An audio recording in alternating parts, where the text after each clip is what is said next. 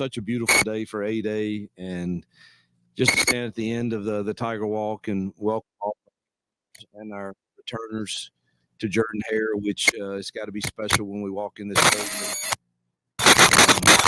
and to see all of our cheerleaders, our band, and fans show up for a spring game like today. Just tells you again about the Auburn spirit, the Auburn family, who they really are. So beautiful day and a lot of great recruits here. So all of that was good last night and this morning, and we'll visit with them some more this afternoon. Then to the game, I still thought we were lacking a little energy and pizzazz offensively to start we've got to change that mentality when we come in the stadium. But there was a lot of good things that happened. It was good for our defense to play really well. I thought they shot extremely well. And then to see us make some explosive plays in the pass game was really good. Robert and Cam and others that got some of those opportunities. So all in all, loved what it came down to. And, I don't praise the specialist enough, but in our punt period today, I thought Oscar was phenomenal in his hang time, his directional kicks, and our long snapper Reed Hughes has been very, very solid. And then you get to, a field goal kicking contest like today. I think we got a pretty good chance if it goes kicker on kicker, because we've got two of the best. And how about our freshman today, Towns, just acting like it was kind of a normal thing, and had zero issues with any nervous or timing. He seemed very, very calm and didn't get sped up in his motions. And then to kick, I guess that was 58-ish or so, and I think it'd been good from 65. It hit way up on the upright. So I'm pleased with the crowd, and just love our fans. And I know we got a long way to go and a lot to clean up, and we certainly can't come into the stadium flat like I kind of felt like we did at first. But I'm pleased with the spring. Thought our coaches, give them a lot of credit. I thought they really prepared hard for every single practice, and we got the most out of every minute that we were allowed to be with our kids in spring. You touched on special teams, but just to have that solid of a group in spring, how valuable is that heading into the summer and into a season? Well, it gives us great confidence. I mean, points are important anytime you can get them, and I think Alex has already proven that he can get the job done there, and he's been injured all spring, so that was a great opportunity for Towns to step in and show us what he could do. And so, man, we're really, really confident in both of them standing here today. And obviously Oscar's been very solid punting too, so I think we're going to be a really solid special teams unit based on what we've seen this spring. Coach, we all know how talented Cam Coleman is, but to get to see him out there in game action, makes a couple plays, the diving catch early on and catches a touchdown. For fans that have been longing for a playmaker at that position, how excited are you to kind of unleash him come the fall? Well, I think he changes us. We need more. Can't just, anxious to get the other signees here like Perry and Malcolm to join with that group.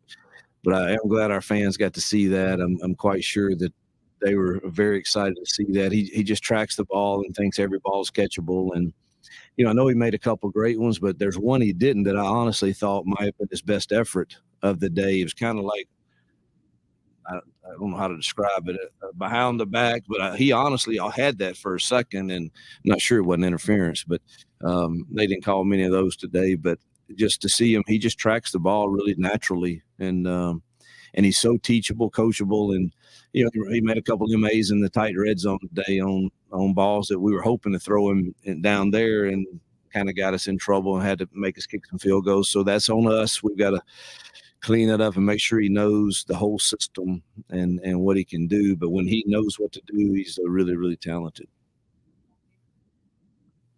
But you can't really judge from a spring game, but based on what you've seen in spring, from recruiting, everything, do you feel like you put more pieces together to have a better passing game, which obviously you want? Yeah, absolutely. I mean, I think we're, the more talented receivers we get, the better our passing game is going to be. And, make sure our quarterbacks understand we made a couple mistakes there today. We threw a few slants behind people. But I think I'm confident that we can move the football if we continue to add pieces to the talent of the roster. And I think we've done that some. We need to continue to do that. Coach, last year going into the bowl game, there was some talk and some schools went to the helmet communication technique. Is there, now that you've got some time to implement it, what's the plan as far as the upcoming fall, maybe acclimating that? Yeah, we toyed with it the last 2 Saturdays and used it. It doesn't change the game at all for those that choose to be no huddle, truthfully. If you're going with any tempo, if you want to wait and communicate with the quarterback to the 15-second mark, there's some things that can probably help with. And certainly it helps if you get in the huddle, you don't have to signal anything anymore. So I suspect that it's going to make us and others do all of the above. Have our normal operation, go in hey, let's get to the line, but let's talk through this a little bit and get in the huddle some. I think it'll cause all of us to do some of that.